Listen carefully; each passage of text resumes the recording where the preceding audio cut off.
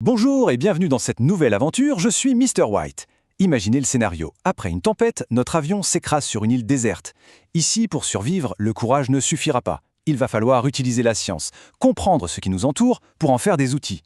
Notre mission, si on l'accepte, percer les secrets des matériaux pour survivre et prospérer. Alors, on est parti ? Bon, nous voilà échoués. Le premier réflexe, évidemment, c'est de chercher de l'eau, de la nourriture. Mais la véritable clé de notre survie, elle est juste là, sous nos yeux. Ce sont les débris de l'avion. Si on arrive à comprendre de quoi ils sont faits, alors on pourra les transformer, créer des outils. C'est la science des matériaux qui va faire toute la différence.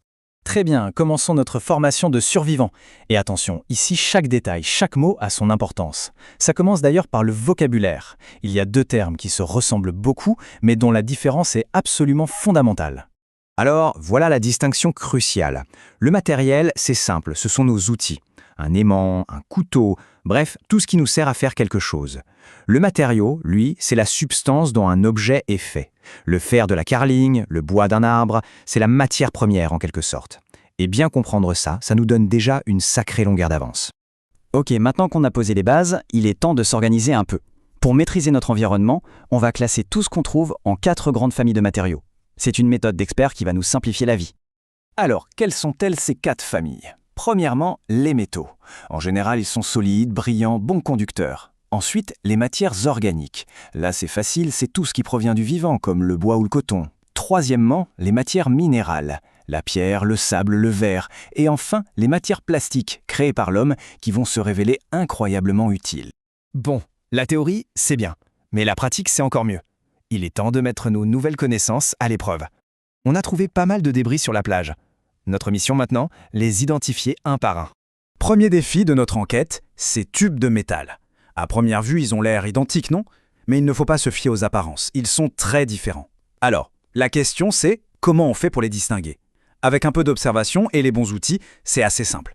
Pour résoudre ce mystère, on dispose de 2 indices principaux.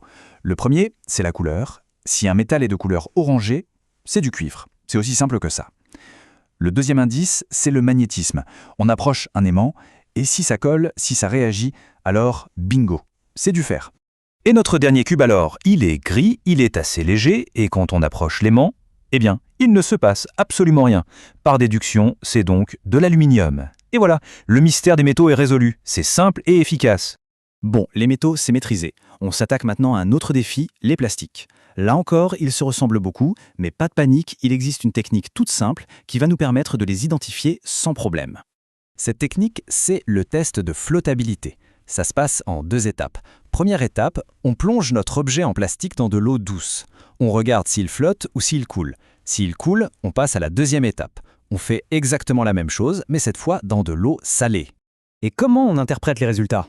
C'est très facile. Si le plastique flotte dans l'eau douce, c'est du polyéthylène, le PE. S'il coule dans l'eau douce mais qu'il flotte dans l'eau salée, alors c'est du polypropylène, ou PP. Et enfin, s'il coule dans les deux, c'est du PET. Et voilà, on peut tous les identifier. Mission accomplie, excellent travail. Grâce à ces quelques tests, on a réussi à identifier tous les matériaux qu'on avait à notre disposition. Allez, on fait un petit bilan de notre enquête. Alors, récapitulons. Le premier cube, attiré par l'aimant, est en fer. Le deuxième, de couleur orange, en cuivre. Et le troisième, gris et léger, en aluminium. Côté plastique, on a bien identifié du polypropylène, du polyéthylène et du PET. Notre inventaire est complet. La mission d'aujourd'hui est un vrai succès. On a parfaitement appliqué la méthode du scientifique survivant. Observer, tester et conclure. Ce sont ces connaissances qui sont la clé. Celles qui vont nous permettre de transformer cet environnement en un véritable atout pour notre survie. Le premier chapitre de notre aventure est terminé. Désormais, on ne regarde plus les débris de la même façon. Mais attention, ce n'est que le tout début.